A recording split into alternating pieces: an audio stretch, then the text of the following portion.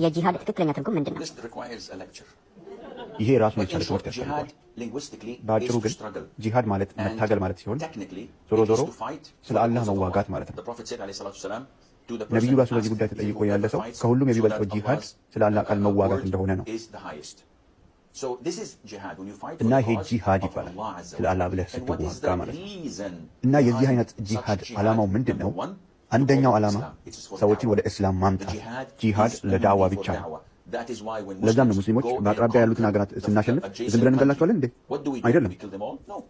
ነቢያችን ያለው መጀመሪያ ማድረግ ያለብን እስልምናን እንዲቀበሉ መጠየቅ ነው። ከተቀበሉ ትተናቸው መሄድ ነው። እምቢ ካሉ ግን አላህ ግብር እንድትከፍሉ ግዳጅ ጥሎባችኋል በሏቸው። ያንንም እምቢ ካሉ ግን መዋጋት አለብን። ከተዋጋናችሁ ደግሞ እንማርካችሁና ባሪያዎቻችን ትሆናላችሁ ማለት ነው። መሬታችሁንም ምናምን እንወርሳለን። ምክንያቱም ሁለት ጥሩ እድል ተሰጥቷችሁ እምቢ አላችሁ። ይሄ የእስላም ኃይል ነው። አሁን ላይ ባለው ሁኔታ ግን የእስልምና ኃይል ተውት። ምናልባት ከ40 ወይም ከ50 ዓመታት በኋላ ከተጠናከሩ ሊሆኑም የሚገባቸው እንደዛ ነው። በዛ ላይ ትኩረት አድርገውና ኢስላማዊ ዝንባሌ ኖሯቸው በመደራጀት ከተጠናከሩ ነው እስላማዊ ኃይል ሊኖራቸው የሚችላል።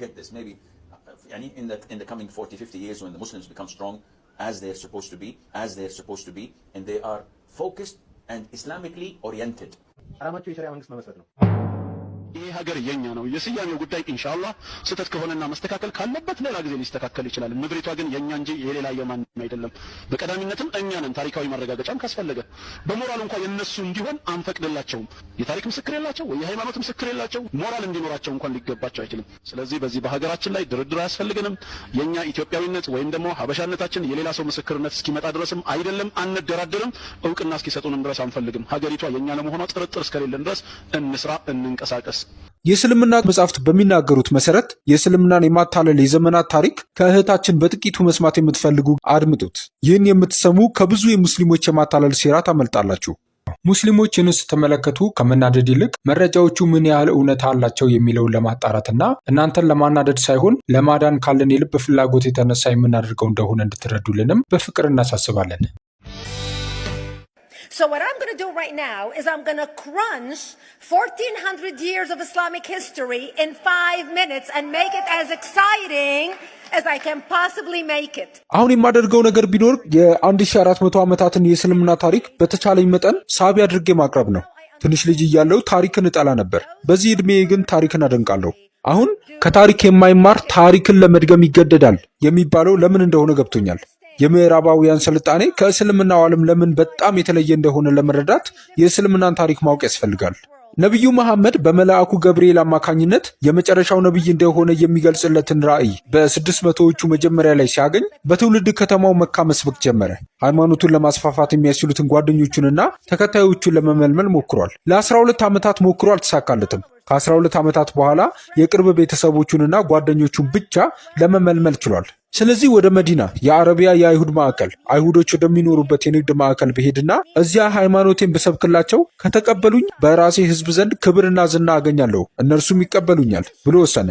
በመሆኑም ነቢዩ መሐመድ ለአይሁዶች ሃይማኖታቸውን ይበልጥ እንዲዋሃድላቸውና ተመሳሳይነት እንዲኖረው ለማድረግ ከብሉይ ኪዳን ብዙ መዋስ ጀመረ። ለዚህም ነው በአይሁድ እምነትና በእስልምና መካከል ብዙ ተመሳሳይነቶችን የምታዩት። ለምሳሌ አይሁዶች የአሳማ ስጋ አይበሉም፣ ሙስሊሞችም የአሳማ ስጋ አይበሉም። አይሁዶች በቀን ውስጥ ብዙ ጊዜ ይጸልያሉ፣ ሙስሊሞችም በቀን ውስጥ ብዙ ጊዜ ይጸልያሉ። አይሁዶች በዮም ኪፑር ይጾማሉ፣ ሙስሊሞችም ደግሞ በረመዳን ይጾማሉ። For example, Jews don't eat pigs, Muslims don't eat pigs. Jews pray few times a day, Muslims pray few times a day. Jews fast on Yom Kippur, Muslims fast on Ramadan. And this is why you started seeing a lot of good writing in the beginning of the Quran when Prophet Muhammad was saying all the good things about the people of the book. ለዚህም ነው በመጀመሪያዎቹ የቁርአን ጽሑፎች ላይ ነቢዩ መሐመድ ስለ መጽሐፉ ሰዎች መልካም ነገሮች ሲናገር ብዙ ጥሩ ጽሑፎችን የምናየው። መልእክቱን ይዞ ወደ መዲና ሄዶ አይሁዶችን ለመመልመል ሞከረ። ስለ መጽሐፉ ሰዎች ተናገረ። ሁለቱ ሃይማኖቶች ምን ያህል ተመሳሳይ እንደሆኑ ተናገረ። እነሱ ግን እሱን ተቀብለው የመጨረሻው ነቢይ አድርገው ሊከተሉት ፈቃደኛ ሳይሆኑ ቀሩ። ያኔ በእነሱ ላይ በመነሳት መግደልና ማባረር ጀመረ። ያኔ ነው እስልምና በመጀመሪያዎቹ 12 ዓመታት ከመንፈሳዊ እንቅስቃሴ ወደ ፖለቲካዊ እንቅስቃሴ የተቀየረው። መሐመድ ወደ መዲና ሄዶ አይሁዶች ሳይቀበሉት ከቀሩ በኋላ እናም እሱ ወታደራዊ ተዋጊ ሆነና ጦርነት አወጀባቸውና ማሳደድ ጀመረ። እናም አይሁዶችና ክርስቲያኖች ዲሚ ወይም ሁለተኛ ደረጃ ዜጎች ሆኑ። በህይወት እንዲኖሩና እንዳይገደሉ የተፈቀደላቸው ጂዚያ ወይም የጥበቃ ግብር በመክፈል ብቻ ነበር። ስለዚህ ምርጫ ነበራቸው። ወደ እስልምና ተቀየሩ ወይም በህይወት መቆየት ከፈለጋችሁ ጂዚያ ወይም የጥበቃ ግብር መክፈል አለባችሁ። በእስልምናው ሀገር እንደ ዲሚ ወይም በሌላ አባባል እንደ ሁለተኛ ዜጋ እየኖራችሁ የሚል።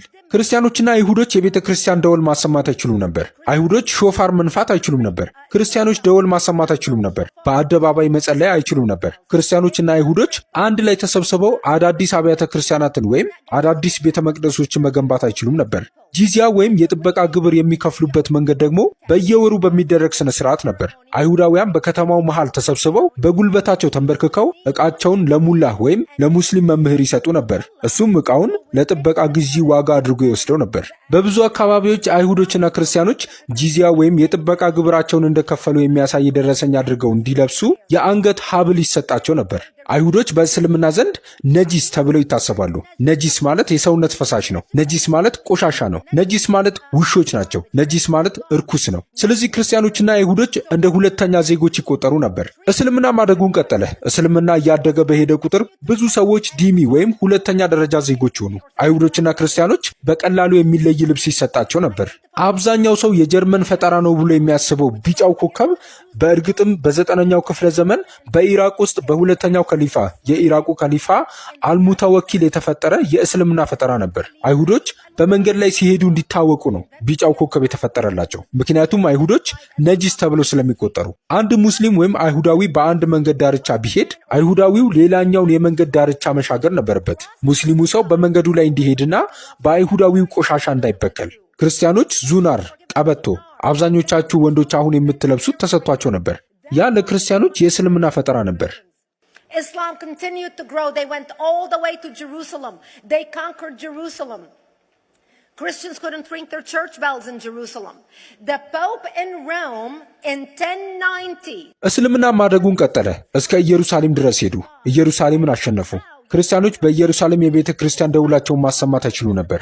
የሮም ርዕሰ ሊቃነ ጳጳሳት በ1090 ክርስቲያን ወንድሞቻችሁ በቅድስት ምድር እንዲህ ሲሰቃዩ ዝም ብላችሁ እንዴት ትቀመጣላችሁ አሏቸው። ሄዳችሁ ክርስቲያኖችን ነፃ ማውጣት አለባችሁ፣ ክርስቲያኖችን መርዳት አለባችሁ። የመስቀል ጦረኞች የተጀመሩት ለዚህ ነው። የመስቀል ጦረኞች የተጀመሩት ጠዋት ከእንቅልፋቸው በመነሳት ጥቂት ሙስሊሞች እምነታቸውን እንዲቀይሩ በማድረግ እምቢ ካሉ አንገታቸውን ለመቅላት ስላሰቡ አልነበረም። የመስቀል ጦረኞች የተነሱት ኢየሩሳሌምን ነፃ ለማውጣት ነው እና ሳላዲን መልሶ እስኪወስዳት ድረስ ከ100 ዓመታት ላነሰ ጊዜ ኢየሩሳሌምን ነፃ ማውጣት ችለው ነበር። ከዛ በኋላ ኢየሩሳሌም በእስልምና ቁጥጥር ስር ቆይታለች እስከ 1967 ዓ.ም ድረስ። እስራኤል ኢየሩሳሌምን ነፃ አውጥታ ክርስቲያኖች፣ አይሁዶች እና ሙስሊሞች በአንድ ሰማይ ስር መጸለይ እስከቻሉበት ጊዜ ድረስ የመስቀል ጦረኞች እስልምናን መዋጋታቸውን ቀጠሉ እና ለ300 ዓመታት ሞክረው አልተሳካላቸውም። በ1300ዎቹ የመስቀል ጦረኞች ጠፉ፣ ምክንያቱም እስልምናን ማሸነፍ አልቻሉም። እስልምና መስፋፋቱን ቀጠለ። እስከ መካከለኛው አውሮፓ ድረስ ደረሱ። እስከ ቻይና ድረስ ሄዱ። ወደ ህንድ ሄዱ። ስፔንን አሸነፉ። የስፔንን ስም ከስፔን ወደ አንደሉሲያ ቀየሩት እና እየገፉ በሄዱ ቁጥር ብዙ አገሮችን በወረሩ ቁጥር ብዙ ሰዎች የጥበቃ ግብር ይከፍሉ ነበር። የእስልምና ኢምፓየርም እንዲሁ ነው ያደገው። በመስከረም 11 በቪየና በሮች እስከቆሙ ድረስ ቀጠለ። መስከረም 11 ወይም 9/11 ኦሳማ ቢንላደን እንዲሁ የመረጠው ቀን አይደለም። መስከረም 11 በእስልምና የቀን አቆጣጠር ውስጥ ምሳሌያዊ ቀን ነው። በ1600ዎቹ እስልምና በምድር ገጽ ላይ የሸፈነው ቦታ የሮም ኢምፓየር በከፍተኛ ደረጃ ከሸፈነው ይበልጥ ነበር። በ1600ዎቹና በ1800ዎቹ መካከል አውሮፓውያን የአውሮፓ የኢንዱስትሪ አብዮት እያጋጠማቸው ነበር። በዚህ ወቅት አውሮፓውያን ምርቶችን በፋብሪካ መስመሮች ማምረት ችለዋል። ገንዘብ ማግኘትና ምርቶችን መሸጥ ችለዋል። ይህም ሙስሊሞችን ለመዋጋት ጠንካራ ጦር ለመገንባት የሚያስፈልገውን ገንዘብ ሰጣቸው። እናም በዚያ መንገድ ነው በመስከረም 11 በቪየና በሮች ላይ ማቆም የቻሉት። And that's how they were able to stop them at the gates of Vienna on 9/11. The Europeans started the pushback against Islam. They pushed them out of Europe. They pushed them out of all the way to the Middle East and North Africa. By 1924 አውሮፓውያን በእስልምና ላይ የመመለስ እንቅስቃሴ ጀመሩ። ከአውሮፓ አስወጧቸው። እስከ መካከለኛው ምስራቅና ሰሜን አፍሪካ ድረስ ገፏቸው። የእስልምና ኢምፓየር በ1924 አበቃ። የእስልምና ከሊፋነት በቱርክ ውስጥ ሴኩላሪስት በሆነው ፕሬዝዳንት አታቱርክ ተጠናቀቀ። እሱ የእስልምና ግዛት ወይም ኢምፓየር አበቃና ለሴቶች የመምረጥ መብት ሰጣቸው። ለሴቶች የትምህርት የመስራትና ባል የመምረጥ መብት ሰጣቸው። ሴቶች ሂጃብ እንዳይለብሱ ከለከለ። ወንዶች ጺም እንዳያስረዝሙ ከለከለ። ሙስሊሞች በጣም ስለሚጠሉት የአይሁድ ወኪል አድርገው ይቆጥሩታል። ምክንያቱም እናቱና የቤተሰቧ ዘር አይሁዳዊ እንደነበሩና ያም በአታቱርክ ላይ ተጽዕኖ እንዳሳደረ ያምናሉ።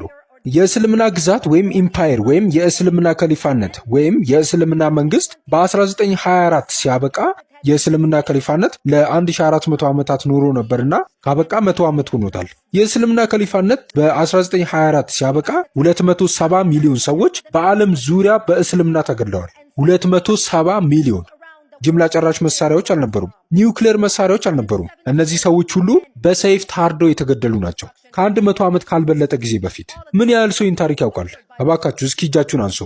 The people in the world less than 100 years ago, how many people knew this history? Please raise your hand. We in America have failed to educate our children about history. We in America failed to educate our population about history. እኛ አሜሪካ ውስጥ ልጆቻችንን ታሪክ ማስተማር አልቻልንም። እኛ አሜሪካ ውስጥ ህዝባችንን ታሪክ ማስተማር አልቻልንም። የሁለተኛ ደረጃ ትምህርት ቤት ልጆቻችንን ማንኛውንም የ16 የ17 ወይም የ18 ዓመት ልጅ ወስደን ስለ ሁለተኛው የዓለም ጦርነት ብንጠይቃቸው በሁለተኛው የዓለም ጦርነት ምን እንደተፈጠረ እንኳን ሊነግሩን አይችሉም። ለእነሱ የጥንት ታሪክ ነው። ነገር ግን የሁለተኛው የዓለም ጦርነት ዘማቾች አሁንም በመካከላችን አሉ።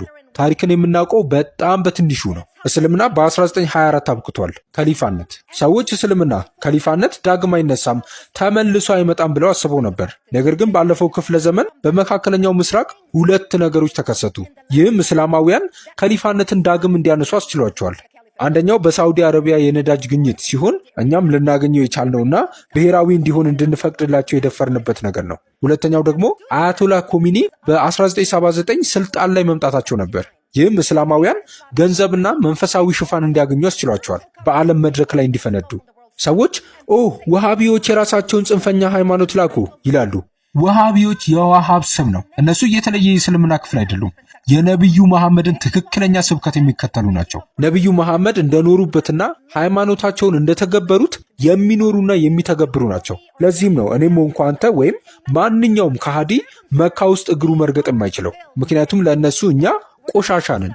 እናም እንደ ከሃዲዎች እግራችን እንዲረግጥ አይፈቀደልንም። ፕሬዚዳንት ኦባማም ሆኑ ማንኛውም ሰው። እንደ እውነቱ ከሆነ አልቃይዳ ሳውዲ አረቢያን እና ስኬቶቿን በመጠቀም አላህ እስልምናን በደንብ በመጠበቃቸው እንደባረካቸው በመናገር አባላትን ለመመልመል እንደ ምሳሌነት ተጠቀምበት ነበር። And today we talk about ISIS.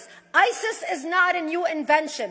ዛሬ ስለ አይኤስአይኤስ እንነጋገራለን። አይኤስአይኤስ አዲስ ፈጠራ አይደለም። አይኤስአይኤስ ከ100 ዓመት በፊት ያበቃውን ከሊፋነት መልሶ ያነሳ ነው። እኛ ግን አይኤስአይኤስ ምን እየሰራ እንደሆነና ለምን አይኤስአይኤስ እየተሳካለት እንደሆነ ለመረዳት በጣም አላዋቂዎችና መረጃ የሌለንን። ስለ እስልምናና በእስልምና ውስጥ ስላሉት የጦርነት መርሆች መረዳት ያለባችሁ ሁለት ነገሮች አሉ። አንደኛው ታቂያ የሚባለው ህግ ሲሆን ትርጉሙም ውሸት እና ማታለል ነው። ይህም ማለት አንድ ሙስሊም ሰው እጁን ቁርአን ላይ ጭኖ እውነት እየተናገረ እንደሆነ ሊምል ይችላል፣ እየዋሸ እንደሆነ እያወቀ። ነገር ግን ይህን የሚያደርገው ቁርአን የእስልምናን ዓላማ እያራመደ ስለሆነ ይቅር እንደሚለው እያወቀ ነው። ማወቅ ያለባችሁ ሁለተኛው ነገር ደግሞ የሁደይቢያ ስምምነት ሲሆን ይህም የእስልምናን የጦርነት መርህና ከጠላትህ ጋር የሰላም ስምምነት መፍጠር ሲኖርብህ ጠላትህን እንዴት ማታለል እንደምትችል የሚያሳይ ሞዴል ነው። ይህም በነቢዩ መሐመድ ምሳሌ ላይ የተመሰረተ ነው። ነቢዩ መሐመድ በመዲና በሚኖርበት ጊዜ መካውያንንና ግመሎቻቸውን ያጠቃ ነበር። አንድ ቀን ጥቃት ሰነዘረባቸው። ምክንያቱም ጥቅማጥቅሞቹን የሚያገኘው በዚህ መንገድ ነበር። ያጠቃቸዋል፣ ይዘርፋቸዋል እና የዘረፋቸውን ዕቃ በሰዎቹ መካከል ያከፋፍላል። በዚህ መንገድ ነበር አባላቱን መመልመል የቻለው። ምክንያቱም ሰዎች ያለ ስራ ገንዘብ የሚያገኙት በዚህ መንገድ ነበር። ስለዚህ በመካ ከተማ ውስጥ መካውያንን ማሸነፍ እንደማይችል ሲያውቅ በመካ ግመሎች ላይ ጥቃት ሰነዘረ፣ በአል ሁደይቢያ ቦታ ላይ። ከእነሱ ጋር የ10 ዓመት የሰላም ስምምነት ተፈራረመ። ይህ የተለመደ ይመስላል። 10 ዓመት የሚዘልቅ ስምምነት ተፈራረመ። ስምምነቱም እንደማያጠቃቸው የሚገልጽ ነው። ከእነሱ ጋር ሰላም ይኖረዋል፣ ጦርነት አያውጅባቸውም። መሐመድ ስምምነቱን ለ2 ዓመታት ተጠቅሞ ወታደራዊ ኃይሉን ለመገንባት ሰራዊቱን ለማጠናከር ከተጠቀመበት በኋላ ጠላቶቹ እንደተዘናጉ ወይም ጦርነት ያስነሳብናል ብለው እንደማይጠብቁ ሲያውቅ እነሱን ለማጥቃት የሚያስችል ጥንካሬ እንዳለው ሲረዳ፣ ምክንያቱም ከመሐመድ ጋር የሰላም ስምምነት እንዳላቸው ያስባሉ፣ ስምምነቱን አፍርሶ ከ2 ዓመት በኋላ ጥቃት ሰነዘረባቸው እና መካ በ24 ውስጥ ወደቀች። ምክንያቱም ጥቃቱን አይጠብቁም ነበር። ያም በእስልምና የጦርነት መርህ ሆነ። And Mecca fell within 24 hours because they were not expecting the attack. And that became a principle of war in Islam. And to give you an example of how that is practiced, this is why anything signed with Iran means nothing to them. ይህ እንዴት በተግባር ላይ እንደሚውል ምሳሌ ልስጣችሁ። ከኢራን ጋር የሚደረግ ማንኛውም ስምምነት ለእነሱ ምንም ማለት አይደለም። ይህ ህግ በቅርብ ታሪክ ውስጥ እንዴት ጥቅም ላይ እንደዋለ ምሳሌ ለመስጠት ያህል ኢስላሚስት ያልሆነው ግን ሙስሊም የሆነው ያሲር አረፋት ከእስራኤል ጋር ተገናኝቶ በ1993 የኦስሎ ስምምነት ተፈራረመ። በዋይት ሃውስ ውስጥ የተደረጉትን የእጅ መጨባበጦች ሁላችሁም አስታውሱ። ያሲር አረፋት ከእስራኤል ጋር የተደረገውን የኦስሎ የሰላም ስምምነት ተጠቅሞ እስራኤል እንድትመልሰውና ግዛቱን እንድትሰጠው፣ ወታደራዊ ኃይሉን እንድትደግፍ፣ ፖሊሶችን እንድታሰለጥንና ለፖሊሶቹ መሳሪያ እንድትሰጥ አደረገ። ያሲር አረፋት ከ8 ዓመታት በኋላ የኦስሎ ስምምነትን አፈረሰ። 10 ዓመትም አልጠበቀም። በ2000 ሁለተኛውን ኢንቲፋዳ አወጀ እና ሁሉም ነገር ተበላሸ። ጠላቶቹን ለማሸነፍና ለማታለል ተመሳሳይ ስምምነት ተጠቅሟል። የጆርዳን ጋዜጦችና የግብጽ ጋዜጦች ያሲር አረፋት ከእስራኤል ጋር የኦስሎ ስምምነትን ከተፈራረመ በኋላ ቃለ መጠይቅ ሲያደርጉለት ከሰይጣን ጋር እንዴት የሰላም ስምምነት ልትፈርም ቻልክ? ከአይሁዶች ጋር እንዴት የሰላም ስምምነት ልትፈርም ቻልክ? ሲሉት ያሲር አረፋት ሁደይቢያን አስታውሱ ይላቸው ነበር። እርሱ መናገር የሚጠበቅበት ያ ብቻ ነበር። መላው የሙስሊሙ ዓለም ያሲር አረፋት ስለምን እያወራ እንደሆነ በትክክል ያውቅ ነበር። ለእኛ በምዕራቡ ዓለም ላለነውና በእስራኤል ላሉት አይሁዶች ግን ከመረዳታችን በላይ ነበረ። ሁደይቢያ የሚያመለክተው ምን እንደሆነ ማንም አልተረዳም እና እኛ እየተጋፈጠን ያለነው ይህን አይነቱን ማታለል ነው። ስለዚህ ኢራን ከአሜሪካ ጋር የ10 ዓመት የሰላም ስምምነት ስትፈርም እኛን እንደ ጠቃሚ ሞኞች፣ በቀላሉ የሚታለሉ አላዋቂ ሰዎች እየተጠቀመች ነው። ኢራን ስራዋን እንድትቀጥል ከዲያብሎስ ጋር የሰላም ስምምነት እየፈረምን ነው። ለዚያም ነው በሚቀጥለው ዓመት ወደ ዋይት ሃውስ ማንን እንደምናስገባ ጠቢብ መሆን በጣም አስፈላጊ ሆነው። ይህ ንግግር የዛሬ 13 ዓመት የተደረገ ነው። ዛሬ ደግሞ ከዛን ጊዜ በበለጠ ሁሉም ነገር ግልጽ የሆነበት ሁኔታ አለ። የኢትዮጵያንስ ጉዳይ እንዴት ተመለከቱታላችሁ? ገና ከኢትዮጵያ ልናስወጣችሁ እቅድ አለን። ኩፉር ከኢትዮጵያ መጥፋት አለበት። ሁላችሁንም እናስወጣችኋለን። በክርስቲያኑ ላይ እየተሰራ ያለውን ሸር ሁላችሁም እንድትከታተሉና ሼር እንድታደርጉ አሳስባለሁ። እናዳምጥ። ይህንን መረጃ በደንብ አዳምጡት። ይሄ ነው እየተዶለተልን ያለው። ምን አባውናል? ጎንደር መውደብ ያቀተ ባጠገብ ያለውን ክርስቲያን አንገቱን ቅልት ባጠገብ ያለውን ክርስቲያን አንገቱን ቅልት እንዴ! እሺኛ ምን እናደርግ? እሺኛ የት ሀገር ሄደን እንኑር እንዴ? አረ በጣም ያስጠላ ነገር ነው እየተደረገብን ያለው። እስልምናችን በጦርነት ጊዜ እንኳን አኽላቅን የተከተለ ዲን ያለን ሰዎች ነን። ሴት እንዳትገድሉ፣ ቤተክርስቲያን እንዳታቃጥሉ፣ ያደጉ ዛፎች እንዳትቆርጡ፣ ለመብል የሚሆን እንኳን ፍየልና በግ ያለ ባለቤቶቹ ፍቃድ አትጠቀሙ። ባህታውያንና ቀሳውስታን ለእምነታቸው ያገለሉ ሰዎችን በጦርነት ጊዜ እንኳን እንዳነኩ ብሎ ያዘዘ ዲን ነው። አይደለም በሰላም ይሄኛ ማንነት በፍጹም ለማንም ስጋት አይደለም። በሙስሊሞች ቤተክርስቲያን አይፈርስም፣ የእምነት ቤታዎች አይደፈሩ። ይሄን የሚያደርግ ካለ እምነቱን የሚወክል አይደለም። ነብዩ ሐሰን ሰለላሁ ዐለይሂ ወሰለም ኦርቶዶክስ ክርስቲያኖች ለውይይት እሳቸው ጋር በመጡበት ጊዜ የዕለቱ ጊዜ ምናልባት እንዳሁን ያብይ ጾም ይመስለኛል። በዛን ጊዜ ጾመኞች ናቸው። የጸሎት ጊዜ ይደርሳል። የቅዳሴ ሰዓታቸው ሲደርስ የቅዳሴ ሰዓት ደረሰ ይሏቸው ለምሳሌ ውይይት ላይ ያለ የቅዳሴ ሰዓት ደርሷቸው ነው። መስጊድ ተቀምጠው እዛች አንድ ዳር ላይ ይላቸው እዛው መስጊድ እነሱ ጸሎታቸውን አድርሰው ሲጨርሱ ነው ተከተለው ሌላ አንድ አገላለጽ ላይ ታሪክ ላይ ለምትራሹ እነሱ እየሰለዩ መስጊድ ሰዓት ስለደረሰ ነብዩ በጎን ደግሞ ሶላታቸውን ሰገዱ ይላል። ነብዩ መስጊድ ላይ ሰዎች በእምነታቸው ነጻነት ጸሎት እንዲጸልዩ የፈቀደ እምነት هي ضعيف ابن القيم في زاد المعاد والأرناؤوط قال إسناده ضعيف ولا يصح. وبصراحة معناه منكر إن الرسول يسمح بشعائر الكفر تقام في المسجد النبوي على مرأة مسمع من الرسول وسكت عليها. بصراحة معنى منكر يعني.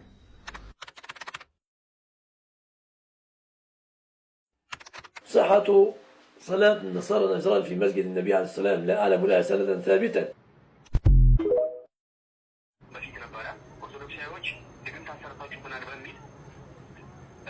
የኦርቶዶክሶች ይደበደቡ ነበረ። ኦርቶዶክስ ምግብ ቤት ሄዶ መብላት አይቻልም ነበረ። ኦርቶዶክስ ሄዶ መግዛት አይቻልም ነበር። ኦርቶዶክሶች በባጃጅ አይሳፈሩ ነበረ፣ አያሳፍሯቸው። ባጃጅ ያላቸው ኦርቶዶክሶች መስራት አይችሉም ነበረ። እንደዚህ ሆኖ ለሚመለከተው አካል ተናግረናል፣ ግን ምንም የመጣ ነገር የለም። ግን ትናንትና ምን አደረጉ? በየበራቸው በየእንትኑ ሙንታርቦ ከፍተው ቁርአናቸውን ከፈቱ። ከዛ በኋላ ልዩ ኃይል መጥቶ ስፒከራቸውን አነሳባቸው። ከዛ ስፒከራቸውን ሲያነሱ በማታ ኦርቶዶክስ ተዋሕዶ ቤተክርስቲያኖች ቤቶችን እያንዳንዱን ቤት አቃጥለዋል። የእያንዳንዱ ሱቅ ተዘርፏል፣ ተቃጥሏል። ብዙ ኦርቶዶክሶች ተደብድበዋል። ሆስፒታል ነው ያሉት። ጽላቱን እግዚአብሔርን በእግራቸው ነው ከስልጤ ድረስ ቡታጅራ ድረስ 20 ኪሎ ሜትር በእግራቸው ተጉዞ ተሸክሞ ጽላቱን የመጡት ፈርተው ማለት ነው። በጓሮ በኩል ሄደው እኛ እስከ መቼ ነው እንደዚህ የምንሆነው? እስከ መቼ ነው እኛ መንግስት አይደርስም? እስከ መቼ ነው እንደዚህ አድርገውን የምንኖረው? እንዴ ይኸውልህ አንድ ኦርቶዶክስ የሚባል የለም። አሁን እዛ ስልጤ ውስጥ እንዳለ አስወጥቷቸዋል። እንዳለ ያሉት እዚህ ቡታጅራ ነው። ቡታጅራ ገዥ ማርያም ቤተክርስቲያን ተጠልለው ነው ያሉት። አሁንም እዛ ቤት ዘግቶባቸው ያለው አሉ። አብዛኛው እያለቀሰ የምን ጽላት ነው? የምን ጽላት የምን ታቦት ነው ወደ ቡታጅራ የመጣው? ጽላቴና የማርያምን ጽላት ነው። የት ነው የሚገኝ የነበረው? እዛ ስልጤ ምን አካባቢ? ከተማ ውስጥ ነው ወይስ ከከተማ ወጣ? ከተማ ውስጥ ነው የሚገኘው። ከከተማ አስተዳደሩ ጀርባ የሚገኘው ቤተክርስቲያን። እሱንም ለማቃጠል ነበረ ፍላጎታቸው የነበረው? እሱን ለማቃጠል ነበረ ሀሳባቸው። በጀርባቸው አዝነው ቄሶች፣ ካህናቶች በጀርባቸው አዝነው ነው ጽላቱን 20 ኪሎ ሜትር በእግራቸው በሩቅ መንገድ ቡታጅራ ድረስ ይዘው የመጡት። እያለቀሱ ነው የመጡት። እንዴ እስከ መቼ ነው እኛ እንደዚህ የምንሆነው? እስከ መቼ ነው አባቶች ዝም የሚሉን?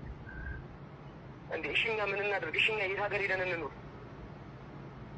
እንዴ አረ በጣም የሚያስጠላ ነገር ነው እየተደረገብን ያለው። አሁን ቡታጅራ ህዝበ ክርስቲያኑ ቡታጅራ የት ቤተ ክርስቲያን ያለው? አሁን ህዝበ ክርስቲያኑ ቡታጅራ ቅድስት ማርያም ደብረዘይት ቅድስት ማርያም ቤተ ክርስቲያን ነው ያለው የተጠለለው። ታቦቱም እዛ ገብቶ አርፏል። አሁን እዛ አርፏል ነው። ቅዱሳቶችም አብዛኞቹ ነው ቅዱሳት አሽሸን ይዘን መጣናል እዚህ። አሁን ሀሳባቸው ቤተክርስቲያን ለማቃጠል ነው ወይንስ ደግሞ ጉልላቱን አውልቀው ክርስቲያን የሚባል ሰው ስልጤ ውስጥ አይኖርም፣ ሲቀጥል የቤተክርስቲያኑን ጉልላት ነቅለን መስጊድ እናደርገዋለን የሚል ሀሳብ ያላቸው። አንድ ብር ሁለት ብር ለቅማል መስጊድ የምንገነባው ቤተክርስቲያን መቃጠል የለበትም። መጥፋት ያለበት ኃይል መጥፋት አለበት። ቤተክርስቲያን ምን ይሆናል? መስጊድ ይሆናል። ስለዚህ በዚህ ደረጃ ነው አሁን ወጣቶች ነን፣ ሰከን ብለን ወደ ጦርነት ነው መግባት ያለብን። አላሁ አክበር፣ አላሁ አክበር። ክርስቲያን የሚባል ሰው ስልጤ ውስጥ አይኖርም፣ ሲቀጥል የቤተክርስቲያኑን ጉልላት ነቅለን መስጊድ እናደርገዋለን የሚል ሀሳብ ያላቸው። እስካሁን አላቃጠሉትም ቤተክርስቲያኑ። ከተማ ውስጥ ደግሞ ልዩ ኃይልም አለ፣ መከላከያም አለ። አንድ ነገር ግን ያደረገው ነገር የለም። መከላከያና ልዩ ኃይል እያለ ነው ታቦቱን አባቶቻችን በጀርባቸው ተሸክመው፣ ያውም እኮ በቀጥታ መንገድ እኮ አይደለም የመጡት። በጓሮ ይኸውልህ 20 ኪሎ ሜትር በጀርባ ዞረው በጫካ የመጡት በጫካ እንዴ ህፃናት ተደብድበው እናቶች እያለቀሱ እንዴ በቃ እኛ መኖር አልቻልንም እኮ። እንዴ ክርስቲያን የሚባል እኮ መኖር አልቻለም በቃ እዛ ሀገር ውስጥ እንዴ። እና በቃ የሆነ ነገር ያድርግልን መንግስት። በቃ አባቶች መንግስት ምን መንግስት አለ? መንግስት ቢኖር ይሄ ሁሉ ነገር ያደርግ የሆነ ነገር በቃ እኛ አባቶች የሆነ ነገር ያድርጉልን። አሁን ይኸውልህ የቡታጅራ ከተማ ወጣት በሙሉ የከተማው ነዋሪ ማለት ነው በሙሉ ተሰብስቦ ቡታጅራ ከተማ አስተዳደር ሄዷል። እሺ ካለላ ይደረግላቸው ወንድሞቻችን ብለው አሁን መንገድ ዝግ ነው። ከቡታጅራ ወደ ስልጤ መንገድ ዝግ ነው፣ ተዘግቷል መንገዱ። ወደዛ መሄድ አይቻልም፣ ወደዚህ መምጣት አይቻልም። እዛ የቀሩ ኦርቶዶክሶች አሉ፣ ህፃናት ልጆች ምንም መሸሻ ያልቻሉ። አሁን ቢያንስ ለእነሱ እንኳን ከለላ ያርጉላቸው። ድሉ ከኛ ነው፣ እናሸንፋለን። ቤተ ክርስቲያን ገብርኤል መስጊድ ሆኗል ኢንሻአላህ። ላይ ስልጤዎች ጀግና፣ እኔ የእነሱ በመሆኔ ደስተኛ ነኝ። ስንት የጴንጤዎችን 4 ቤተክርስቲያንና የኦርቶዶክሱን ደግሞ አንድ ይመስለኛል አመድ ያደረጉት ማለት ነው። አልሐምዱሊላህ። ገና ይሄ ምን አይታችሁ ነው? አሁን ስልጤ ደግሞ እያንዳንዱ ወረዳ ላይ ያለው ይቃጠላታል። 8ቱም 9ኙም ወረዳ ያለው።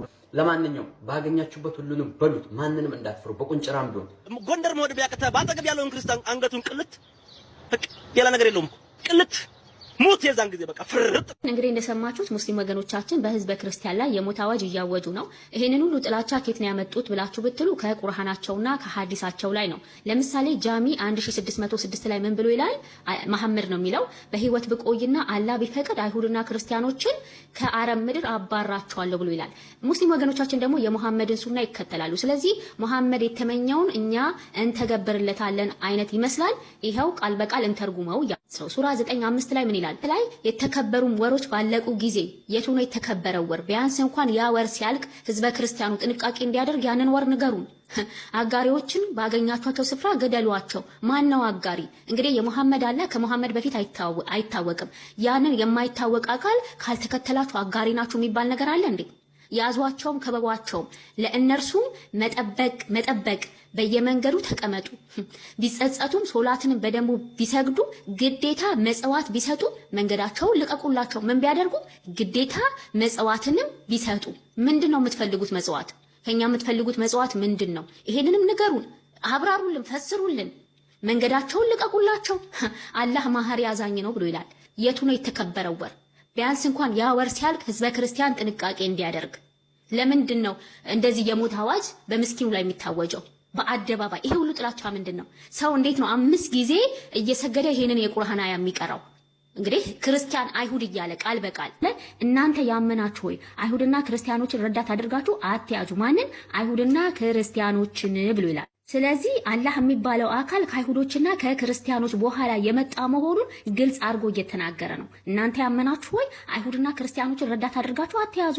ከፊላቸው ለከፊሉ ረዳቶች ናቸው። ከእናንተም ውስጥ ረዳቶች የሚያደርጋቸው ሰው እርሱ ከነርሱ ነው። አላህ አመፀኞችን ህዝቦች አያቀናም ብሎ ይላል። ስለዚህ አይሁዶችና ክርስቲያኖች አመፀኞች ብሎ እያለን ነው ማለት ነው። አላህ እንግዲህ የሙሐመድ አላህ ከሙሐመድ በፊት አይታወቅም። ሙሐመድ ነብይ ነኝ ብሎ ከመነሳቱ በፊት የሙሐመድ አላህ አይታወቅም። አዲስ አስተምሮ ነው ይዞ የመጣው። ስለዚህ አዲስ አስተምሮ ይዞ የመጣን ሰው አንከተልም በማለታቸው አመፀኞች ሊባሉ አይገባም ማለት ነው። እንዲሁም ደግሞ ሱራ 5:33 ላይ እነዚህ አላህና መልእክተኛውን የሚዋጉ በምድርም ላይ ለማጥፋት የሚተጉ ሰዎች ቅጣት መገደል ወይም መሰቀል ወይም እጆቻቸውና እግሮቻቸው በማፈራረቅ መቁረጥ ወይም ከሀገር ማባረር ነው ብሎ ይላል ማለት ነው። ማንን? አላህና መልእክተኛውን የሚዋጉ። እንግዲህ መልእክተኛውንም ይሁን አላህን አያውቁትም። እነዚህ አይሁዶችም ይሁን ክርስቲያኖች አያውቁትም። መሐመድ አዲስ አስተምሮ ነው ይዞ የመጣው፣ አዲስ መገለጥ ነው ይዞ የመጣው። በነቢያቱ መንገድ አልመጣም። ስለዚህ አንከተልም በማለታቸው እጆቻቸው እግሮቻቸውን በማፈራረቅ መቁረጥ ሊባሉ አይገባም። ሱራ 9:29 ላይ እነዚያ መጽሐፍን ከተሰጡ ሰዎች እነዚያ በአላህና በመጨረሻው ቀን የማያምኑትን እነማን? መጽሐፍት የተሰጣቸው። ማናቸው መጽሐፍት የተሰጣቸው? አላህና መልእክተኛውን እርም የሚያደርጉትንም እርም የማያደርጉትንና እውነተኛውንም ሃይማኖት የማይቀበሉትን። የቱ ነው እውነተኛው ሃይማኖት? የቱ ነው እውነተኛው ሃይማኖት? እስኪ ንገሩ። እነርሱ የተዋረዱ ሆነው ግብርን በእጆቻቸው እስከሚሰጡ ድረስ ተዋጓቸው ብሎ ይላል። የምን ግብር ነው የምንሰጠው? የትኛው ነው ትክክለኛ ሃይማኖት? ትክክለኛው ሃይማኖት እስልምና ከሆነ የነቢያቱን መጽሐፍ አመታችሁ አሳዩን። እኛ የነቢያቱን ሃይማኖት ነው የምንከተለው፣ ቀጥተኛይቱን ሃይማኖት ነው የምንከተለው። መሐመድ አዲስ መገለጥ ይዞ የመጣውን አንከተልም በማለታችን እንደዚህ ልንባል አይገባም። እንግዲህ እንደሰማችሁት ሙስሊም ወገኖቻችን በህዝበ ክርስቲያን ላይ የሞት አዋጅ እያወጁ ነው። ይሄንን ሁሉ ጥላቻ ከየት ነው ያመጡት ብላችሁ ብትሉ ከቁርአናቸውና ከሐዲሳቸው ላይ ነው። ስለዚህ መቃወም ያለብን ሴረኞቹን ብቻ ሳይሆን ድርጊቱን እንዲፈጽሙ ያነሳሳቸውን መንስኤውንም ጭምር ነው። መንስኤው ደግሞ እስልምና ነው። ቁርአንና ሐዲሱ የሚያስተምሩትና የሚያዙት ይህንኑ ነው። አስተምህሯቸው እንደዛ በመሆኑ ሙስሊሞች ሀገርን ብሎም ዓለምን በሸሪዓ በመቆጣጠር ሙስሊም ያልሆኑትን ሁሉ በማሳደድ አሊያም ጅዝያ እያስከፈሉ በጭቆና እንዲኖሩ ማድረግ ነው ትልቁ ግባቸው። እናም ለሙስሊሞች እንጸልይ፣ እስልምናን ግን እንቃወም። እስልምናን የምንቃወመው ደግሞ በጸብ ወይም በጉልበት ሳይሆን በሐሳብ ደረጃ ብቻ ነው መሆን ያለበት። በአካል ደረጃ ራስን ለመከላከል ካልሆነ በቀር ማንም በማንም ላይ ጥቃት ሊያደርስ አይገባውም። ያ በህግ ያስጠይቃል። በሐሳብ ደረጃ ግን በማንም ላይ ሳንዝት ክፋትንም ሳንመኝ በፈለግንበት መንገድ የገባንን እውነት መናገርና ሐሰት የሆነውን ሁሉ ማጋለጥ ደግሞ ማንም ሊከለክለን አይገባውም። ይህ የመናገር መብታችን ወይም ፍሪደም ኦፍ ስፒች ነው። አይ ሃይማኖትን መተቸት የሰውን ስሜት ይነካል የሚል ሰው ካለ ደግሞ ችግሩ የሰዎቹ ስሜታዊ መሆን ነው እንጂ ፋክት የሆነውን ነገር ወይም የገባንን እውነት መግለጹ ስህተት አይደለም። የገባንን እውነት በሐሳብ ደረጃ መግለጹ ስህተት አይደለም። ስለዚህ ከስሜታዊነት ወጥተን ለእውነት በመቆም ፋክት የሆነውን ነገር መመርመርና እውነታውን መረዳት ነው ያለብን እንጂ ለስሜታችን መገዛት የለብንም። ስሜታችንን ልንቆጣጠረው እንጂ ስሜታችን ሊቆጣጠረን አይገባውም። ደግሞ ይሄ ጉዳይ ብዙ ጊዜ እንደሚባለው አንዳንድ ሙስሊሞች ብቻ ሳይሆኑ የእስልምና አስተምሮ ራሱ በመሰረቱ አይሁዶችንና ክርስቲያኖችን በስም ጠቅሶ እንግዲህ አይሁዶችንና ክርስቲያኖችን በአላህና በነቢዩ እስከሚያምኑ ድረስ ተዋጓቸው ብሎ ሙስሊሞችን የሚያዝና የሚራገም እምነት ከሆነ እኛም ያ ስህተት ነው ብለን የመቃወምና ምላሽ የመስጠት መብት ሊኖረን ይገባል። ስለዚህ መቃወም ያለብን ከላይ ተጽፎ ያለውን ላስታውሳችሁ፣ መቃወም ያለብን ሴረኞቹን ብቻ ሳይሆን ድርጊቱን እንዲፈጽሙ ያነሳሳቸውን መንስኤውንም ጭምር ነው። መንስኤው ደግሞ እስልምና ነው። አሁንስ እየገባችሁ ነው? አሁን የቅበቷ ድራማ በደንብ ገብታኛለች። እኔ ሌሎቻችሁም ይገባችኋል ብዬ ተስፋ አድርጋለሁ። እስቲ እናዳምጠው አብረን። የሆነ ቪዲዮ ድራማ ነገር ቢሰራ አሪፍ ነው እንዲየ ባይልኝ ድራማ ቢሰራ አሪፍ ነው። ለምን ክርስቲያኑን አስመስሎ ከሰሩት በኋላ ከዛ ይሄው ክርስቲያኑ ነው እንዲያደረገው ብለው ከዛ ራሳቸውን እርምጃ ለመውሰድ ማለት ነው እንደተለመደው ለማሳደድ ያሳዝናል በጣም። ይሄ ነው እምነት፣ ለአምላክ በውሸት ሰው ማሳደድ። እስኪ ይሄንንም እንግዲህ አካባቢው ላይ ያላችሁ ልጆች ተመካከሩበታላችሁ። እንደገና ወንድሜ ሳዲቅ ደግሞ ይሄንን አይነት ነገር ለማድረግ ለምሳሌ የአካባቢው ቋንቋውንም ራሱ መልመድ አለበት የሚያውቁ ከሆነ ማለት ነው። ያ በቋንቋው ራሱ እየተነገረ ይሄን አይነት ነገር ሲደረግ ያው የበለጠ አሳማኝ እንዲሆን ማለት ነው። የበለጠ አሳማኝ እንዲሆን እና ምቹ የሆነ ቦታ ያገሩን እንትን ማስገባት የሚችል ቦታ መሆን አለበት። ያን ሀገር ለምሳሌ ችግሩ እየተፈጠረበት ያለውን ሀገር እንትን ማካተት የሚችል የቪዲዮ ቀረጻ ሲሆን የበለጠ ሰክሰስፉል እንሆናለን። እሱን ባባ እንትን ኤዲት ማድረግ ይቻላል። ችግር የለውም። ጥሮች በደንብ ኤዲት ይደረጋል። እሱ ችግር የለውም። አንዴ እስማት እነዚህ ኮሚቴዎች አሁን እነዚህ እዛ አካባቢ ያሉ ወጣቶች መቅረጽ አይችሉም። ቢያንስ ያን ያህል ሰፖርት ነው እንዴ? ባይዘው ካፊሮችን ማለት ነው መጠቀም ይቻላል። እንደዚህ አይነት ጉዳይ ካፊር በጣም ገንዘብ ይወዳል። በገንዘብ እንቅስቃሴ ስማርት የሆነ ሰው ካላችሁ እዛው እኖር አካባቢ ያሉ ላይክ ወጣ ያለ ባህሪ ያላቸውን ልጆች ተጠቅሞ በገንዘብ እንዲሰሩ ማድረግ የሚቻልበት ሁኔታ ይኖራል። እኛ ብዙ ቦታ ላይ እንደዚህ አይነት ነገር ሞክረናል። በተለይ ብጥብጥ ለማስነሳት ምናምን ገንዘብ ይሰጣቸዋል፣ ግን ማንነታችሁን አታሳውቋቸውም። በደንብ ዲፕሊ የሚያውቋቸው መሆን የለበትም። ጥበብ በተሞላበት መልኩ ያንን ነገር እንዲሰሩ ማድረግ ይቻላል። ከዚህ በፊት እንዲህ አድርገናል እያለ ነው፣ ልምዱ አላችሁ። ስለዚህ ከዚህ በፊት የተፈጠሩ ረብሻዎች ራሱ በማን እንደተፈጠሩ ግልጽ ነው ማለት ነው። እያሉት ያሉት ራሳቸው ናቸው። ይሄ እየተደረገ ያለው ደግሞ አሁንም ጭፍጨፋ ለማካሄድ ነው፣ አሁንም ጥፋት ለማምጣት። የሚያሳዝነው ነገር በእምነት መሆኑ ነው። የሆነ ፖለቲካ ኃይል ቢሆን ፖለቲካ ነው፣ ከመንፈሳዊ ነገር የራቀ ነው፣ ለስጋዊ ነው እንል ነበር። ለአምላክ እንዲህ እናደርጋለን ሰው ሲል ግን ይሄ አሳዛኝ ነው፣ በጣም ይከብዳል። ቪዲዮውን እኔ ታውቂ በሚገርም ሁኔታ እኔ ወላሂ ወስኛለሁ። ቪዲዮውን እኔ እጄ እሰራለሁ። እንዴት ተደብቄ መቅረጽ እንዳለብኝ፣ ምን ለብሼ መገኘት እንዳለብኝ እኔ አውቃለሁ። እሱም ለኔ ተወው። እነሱ ኮሚቴው ከተስማማ ለቪዲዮ ብቻ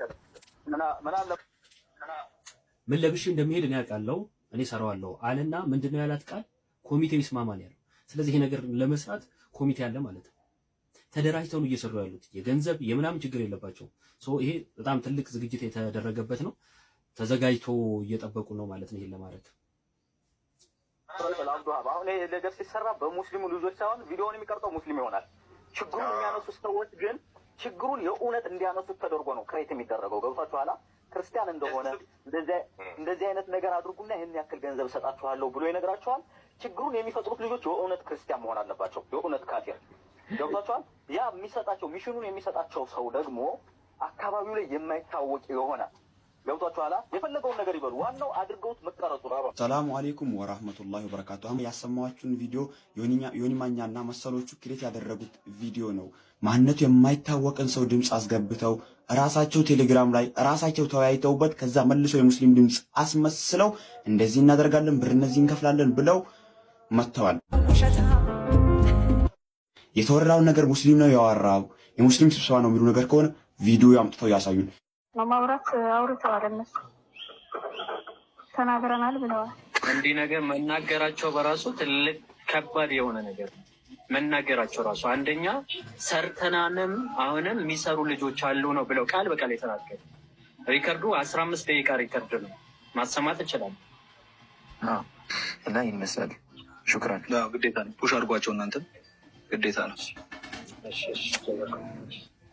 እንግዲህ እንዳያችሁት አሽራፍ ወይም ማሂር የሚባለው አብዱል እንዳይነቃበት ነገሩን ክዶ ጭራሽ ወደ ክርስቲያኖች ለመጠምዘዝ ሲሞክር ነበር። በጣም የሚገርመው ገና ከኢትዮጵያ ልናስወጣችሁ እቅድ አለን፣ ኩፉር ከኢትዮጵያ መጥፋት አለበት፣ ሁላችሁንም እናስወጣችኋለን ብሎ የጻፈውም እኮ ራሱ ነው።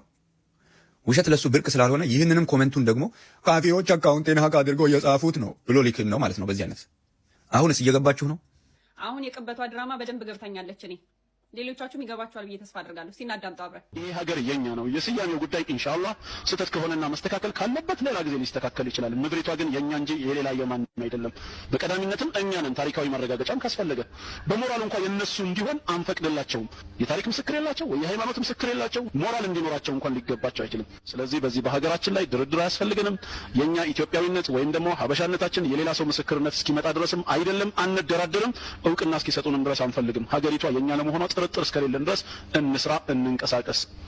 አንዳንድ ጊዜ ሞራሉና ስሜቱ ሲሞት ሀገራዊ ስሜት ሳይኖረው ሰውየው ምን አስጨነቀኝ ይላል። ድሮም የካፊር ሀገር ይሄን ሀገር ለቆ መውጣት ነው እንደሚሻለው። ለምን መካ ሄጄ አልኖርም ይላል። በቃ ሞራሉ ይሞታል። ስለዚህ በሀገሪቱ ጉዳይ በኢኮኖሚውም በፖለቲካው መስክ በቃ አይጨነቅም። ለምን የሱ አይደለችማ ሀገሪቷ የካፊሮች ሆናለች። አሳልፈው ሰጥቷል ማለት ነው። ለምን ማን የሰጣቸው ለነሱ?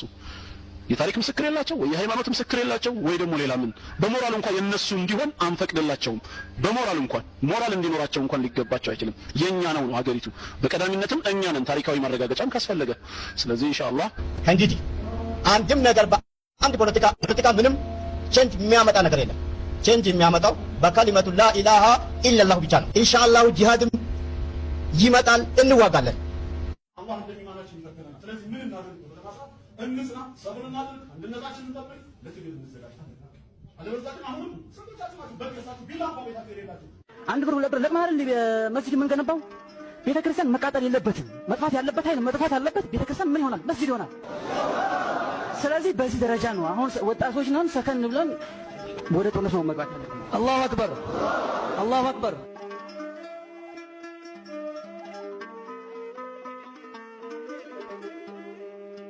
እንግዳ ብለን ብናቀርባቸው ፍቅርና ሰላም ብንሰጣቸው ወርቅ ለሰጠውንና ቅሉ በመሰዊያው ስር ካህን ገደሉ። መጥፋት ያለበት ኃይል መጥፋት አለበት። ቤተክርስቲያን ምን ይሆናል? መስጊድ ይሆናል። እምነቱን ለቆ የወጣ ሰውስ? እምነቱን ለቆ የወጣ ሰው በመጀመሪያ ደረጃ አላህን መካድ ወንጀል ነው። ሌሎች ወደ እምነቱ እንዳይገቡ እኔም አውቀው ነበር እያለ እንቅፋት ይሆናል። እንቅፋትን ማስወገድ ደግሞ በሸሪዓችን ግዳጅ ነው። ያ ችግር ሊወገድ ግድ ነው። ስለዚህ አላህን መካድ በዚህ አይነት ሁኔታ ላይ ከሆነ ቅጣቱ ግድያ ነው። ቅጣቱ ግድያ ነው። ምን አገባ አንተ ነፈራጅ ያላ ጠበቃ ነው። ማን አባ አረገ? ማናችንስ ብንሆን በክርስትና ብትሆን በእስልምና ማን አባቱ ያገባዋል? ፈጣሪ የሚባለው አቅም የለውም ለመፍረድ የለውም ወይ? እስቲ ህሊናችሁ ይታይ። አቡ አይደር አክራሪ እስላም ከጀዋር ጋር ተነጋግሮ ሸሪያን ኢትዮጵያ ላይ አምጥቶ ሰው ሊያሳርግ በጣም ስራ ላይ ያለ ሰው ስለሆነ አቡ አይደር የኔ የኢትዮጵያ ጠላት ነው። ግልጽ አድርጌ ነው የምናገረው።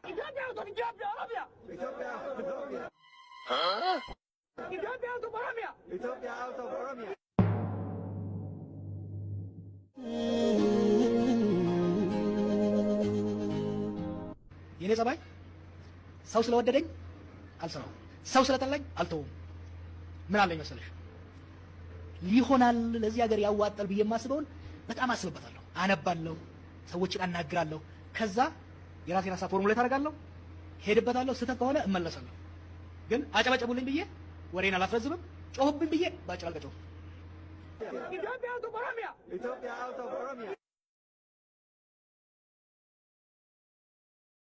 ሀባ በልቤ ውስጥ ሀባ ጥላቻ የለኝም። እኔ ለኦሮሞዎች የምምለው ምንድን ነው?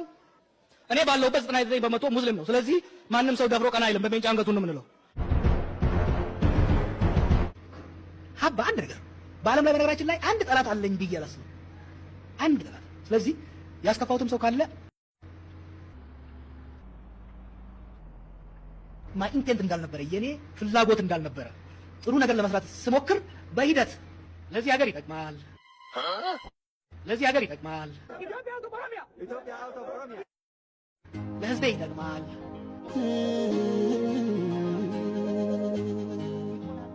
ገባኛሁን ገና ማስመሰል መሆኑ እያደረ ገና ማስመሰል መሆኑ እያደረ ገና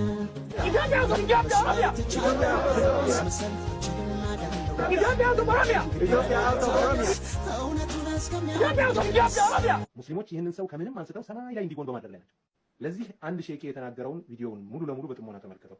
ለዚህ ማስረጃ ምን መሰለህ የሚለው ሰውየው 50 ሚሊዮን ሰው አልቆ የአንድ ጀውሃርን ህልውና መታደግ ይሻላል ነው የሚለው።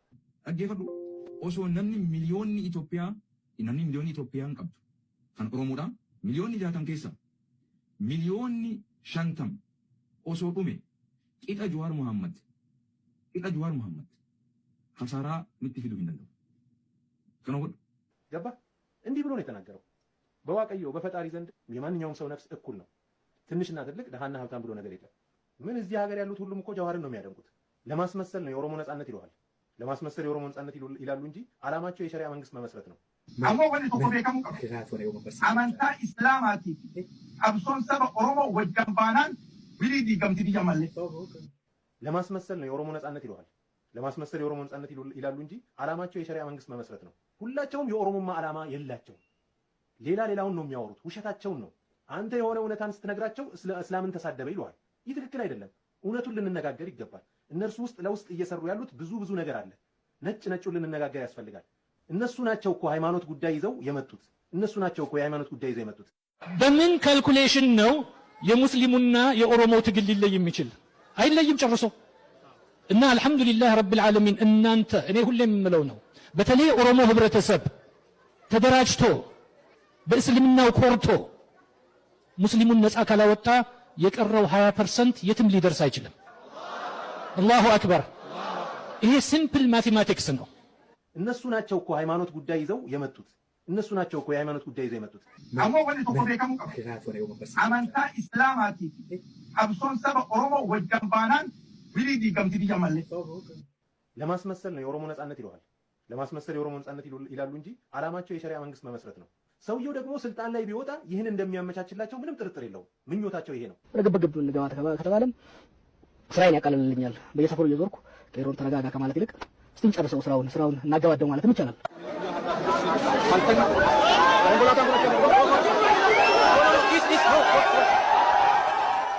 ለማስመሰል የኦሮሞ ነጻነት ይላሉ እንጂ አላማቸው የሸሪዓ መንግስት መመስረት ነው። ሰውየው ደግሞ ስልጣን ላይ ቢወጣ ይህን እንደሚያመቻችላቸው ምንም ጥርጥር የለውም። ምኞታቸው ይሄ ነው። እኔ ስለ እስልምና ብዙ መናገር የጀመርኩት ከጎንደር የመጣ ጓደኛ ስላገኘሁ እኔ ባለሁበት 99% ሙስሊም ነው። ስለዚህ ማንም ሰው ደብሮ ቀና አይልም። በቤንጫነቱ ነው የምንለው። አንተ የሆነ እውነታን ስትነግራቸው እስላምን ተሳደበ ይለዋል። ይህ ትክክል አይደለም። እውነቱን ልንነጋገር ይገባል። አንተ የሆነ እውነታን ስትነግራቸው እስላምን ተሳደበ ይለዋል። ይህ ትክክል አይደለም። እውነቱን ልንነጋገር ይገባል። የሸሪዓ ህግ ምንድን ነው? ሙስሊሞች በሸሪዓ በሚተዳደሩ ሀገሮች ማለት ነው ለእያንዳንዱ ወንጀል የሚያስቀምጡት የተለያየ አይነት ቅጣት አለ። በሸሪዓ ህግ ላይ ሙስሊሞችን ብጠይቋቸው ምን ይላሉ? የሸሪዓ ህግ ለዓለማችን ወይም በምድራችን ላይ ላለው ችግር መፍትሄው ነው እና እንግዲህ ይህንን ሸሪዓ ነው የምናየው። ይሄ ምን አይነት ህግ እንደሆነ ኢትዮጵያ ህዝብ ቢመጣ ምንድን ነው ችግሩ? ይምጣ ሸሪዓው ቢመጣ ምንድን ነው የሚጎልብን? ምንድን ነው የምናጣው ነገር ምንድን ነው? ሙስሊሞች ቢኖሩ እየጮሁ አላሁ አክበር ይሉ ነበር። ሸሪዓው ገና ሲጠራ ሸሪዓ ሲባል በቃ ይጮሁ ነበር። ኤኒዌይስ ወደ ሐዲሳቱ እንግባ። እንግዲህ ሸሪዓ እንግዲህ ለወንጀሎች ቅጣት እንዳለው ነግሬያቸዋለሁ እና ወንጀሎቹንና ቅጣቶቻቸውን ነው የምንመለከተው። ስለዚህ አሁን የምንመለከታቸው ቅጣቶች በእኛ ሀገር ተፈጻሚ ሊሆኑ ያሉ ነበሩ ማለት ነው በሸሪዓ ብንመራ ነው። እና እስኪ እንመልከት።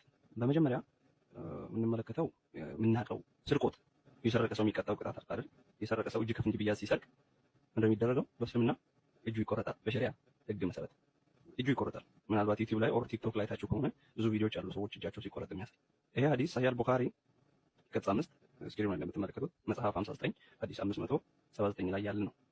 አንድ ሌላ ሐዲስ ላንብብላችሁ። ነብዩ ሱረቱ ነጅምን ሲቀራ በመካ ሰዎች ሁሉ ሰገዱ ከሱ ጋር። አንድ ሽማግሌ ሰውዬ ሲቀር ኤክሰፕት አን ኦልድ ማን፣ አንድ ሽማግሌ ሰውዬ ሲቀር አፈር ከመሬት ዘግኖ በራሱ አናቱ ላይ ጨመረና ይሄ በቂ ነው አለ።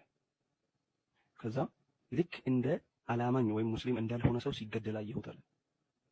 አብደላ ኢብን መስዑድ ነው ይሄን ያለው። ኢብን መስዑድ ሰውየው ስግደት ስላልሰገደ እንግዲህ ወይ ወጣት አይደለ ሰውየው፣ ትልቅ ሰው ነው፣ ሽማግሌ ሰውዬ አን ኦልድ ማን ስግደት አልሰገድክም ተብሎ እንደ ክርስቲያን ሙስሊም እንዳልሆነ እንደ ኤቲስት ሲገደል አየዋል። ስለዚህ ሙስሊም ከሆንን ወይም በሸሪያ ስንመራ መስጊድ ቀለድክ ይሄ ነው የሚጠብቅ።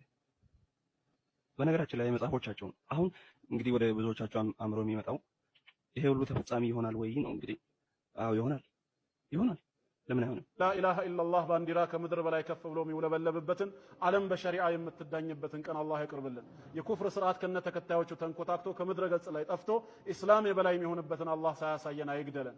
የኢስላም የበላይ ለመሆን እኛም ህይወታችንን፣ ገንዘባችንን፣ ጉልበታችንን ለመስጠት ወደ ኋላ የማንል ጀግኖች አላህ ያደርግልን። በሀገራችንም በሌሎችም ሙስሊም ሀገር የመጣውን በላ አላህ ያንሳልን። ጠላቶቻችንን አላህ እርስ በርስ ያባላቸው። የሙስሊሞች ምርኮ ገንዘብ ያደርጋቸው። ወሰለላሁ ወሰለም ዐላ ነቢይና ሙሐመድ ወዐላ አሊሂ ወሰሕቢሂ ወሰለም አጅማዒን። በሸሪያ ከተመሩ በሸሪያ በሚመሩበት ሀገር አሁን ባለፈው አፍጋኒስታን ላይ ታሊባኖች ገብተው ምን አይነት ለውጥ እያመጡ እንደሆነ አታውቁም? ወደ አንዷ ቤት ገቡ። ዜና ሰምታችሁ ከሆነ 15 ነው። ሴትዮዋን ምግብ ስጪን አሉ። ጂሃዲስቶች ናቸው ወታደሮች፣ የታሊባን ወታደሮች። ከዛ እንደ ይሄን ሁሉ ሰው እኔ እንዴት ነው የምመግበው አለች። እኛን የሚመግብ ምግብ የለሽም ብለው ሴትዮዋን ገደሏት። ገብቷችኋል ሀሳቡ? እና ተፈጻሚ ይሆናል አንድ በአንድ። ሊቢያ ላይ አይታችሁ ከሆነ ግብረ ሶዶማውያንን ይዘው ከፎቅ ላይ ሲጥሉ መሬት ላይ ከትልቅ ፎቅ ላይ ሲጥሉ አለ። ብዙ ቪዲዮ ዩቲዩብ ላይ ገብታችሁ ማየት ትችላላችሁ። እና እንግዲህ ይሄ ነው የሚጠብቀን። አለመጸለይ፣ ሶላት አለመስገድ እንኳን እንደዚህ አይነት ትልቅ ቅጣት አለው። እንግዲህ ሸሪያ በእኛ ሀገር ተፈጻሚ ሊሆኑ ያሉ ነበሩ ማለት ነው። በሸሪያ ብንመራ ነው ይህን እንፈልጋለን ብለው ኢትዮጵያ ውስጥ የተወሰነ እንቅስቃሴ ሲያደርጉ ነበረ። እኛ በቁጥር እንበልጣለን፣ ብዙ ነን። ኢትዮጵያ ውስጥ 60% እኛ ነን እና በቁጥር እስከበዛን ድረስ በእኛ ህግ ነው መመራት ያለብን።